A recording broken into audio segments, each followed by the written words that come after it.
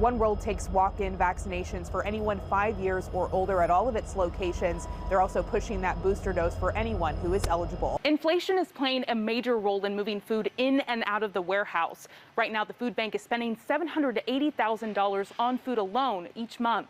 Right now, the broom dump is being held in by this plastic fencing. The Public Works Department says there are plans to create a more permanent fencing to mask the mound, but Fitzer says there's nothing in the works to prevent the smell. Katherine Garcia, KETV News Watch 7. County commissioners approved Tuesday will pad a $3.6 million model system of care that Madonna Rehabilitation Hospital says will help COVID-19 long haulers. Broadway is back, and so is the Orpheum Theater. Performers will take the stage once again here in Omaha. The doctors I spoke with are ecstatic. This is a major step towards a possible emergency use authorization from the FDA. The data proves the vaccine is as safe and effective in kids as it is adults.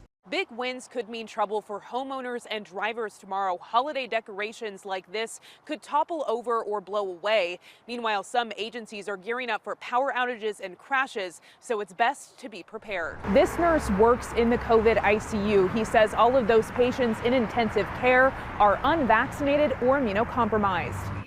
Garrett Connor started his first job as a nurse at Nebraska Medicine 1 year ago in the thick of the pandemic. There's moments that definitely are hard.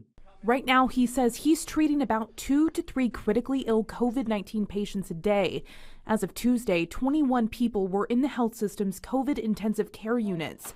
As cases rise again, he's frustrated with some of his patients who say they still don't believe the virus is real. And it's progressed really far, and usually by the time that realization happens, it's far along in the process, and it's at that point, you know, a lot of preventative measures we're too far along to utilize those.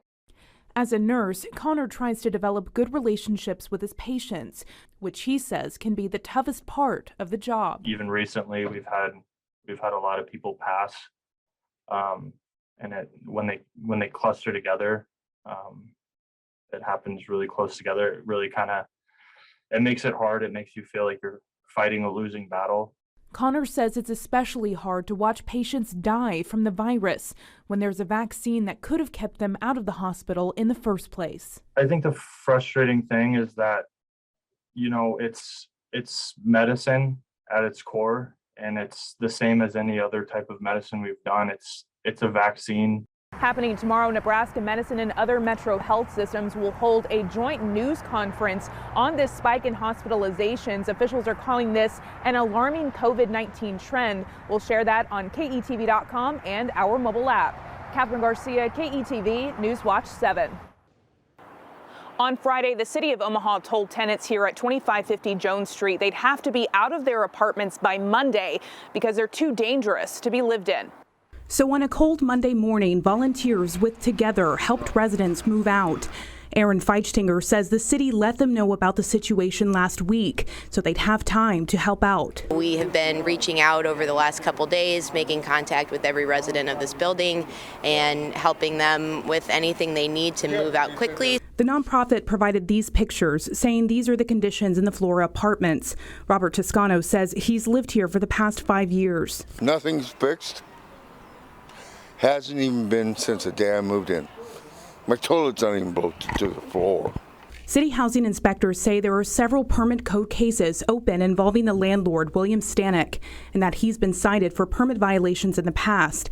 Aaron Feichtinger says she's seen issues herself. Some of the typical problems that are showing up over and over again in those code cases, missing smoke detectors, carbon monoxide detectors, broken fire alarms, the furnace has been a problem for a while. The Omaha Police Department tells KETV News Watch 7 it responded to 500 calls to the complex in the past year. The city's chief city housing inspector, Scott Lane, says OPD recently told his office to tour the units. We actually were given access to some areas of the building that we wouldn't normally go to because it's not on our original complaint. Lane says once they saw the conditions, the city had to declare the apartment building unlivable. As a result, there was some major violations found with electrical issues as well as some fire issues.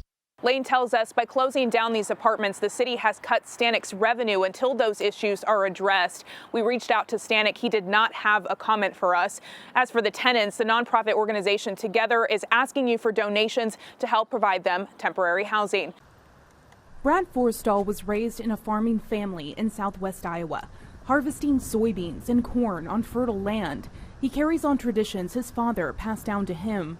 But some of the practices from the past were not always the safest. Yeah, it was kind of a masculinity thing. Oh, I don't need a dust mask. I don't need safety glasses. I don't need hearing protection. It was normal. Everybody did it, so they didn't know any better. UNMC physician Dr. Jill Poole recently received a grant to continue decades worth of research on protecting farmers from harmful dust particles in dairy barns, grain elevators, and other agricultural settings. And what we're looking at is environmental exposures, particularly agricultural exposures, but other occupational exposures, including viral exposures, how it affects the lung, causing lung disease. Poole says it's a disease similar to COPD or asthma.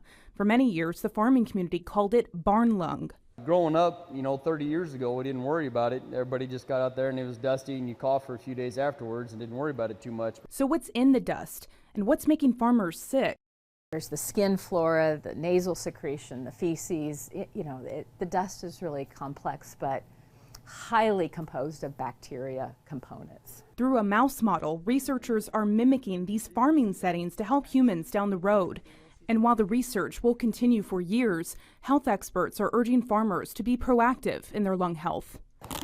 Put it on. Forstall has become an advocate for safety in the ag industry, promoting the use of industrial-grade respirators and disposable masks. If you take one of these off and tap it on the counter when you're done, you can get a teaspoon of dust out of this, so you're saving from getting in your lungs. It would have been in your nose and mouth as you're cleaning the grain bin. Now Forstall is teaching his sons to farm and making a safe workplace the new tradition.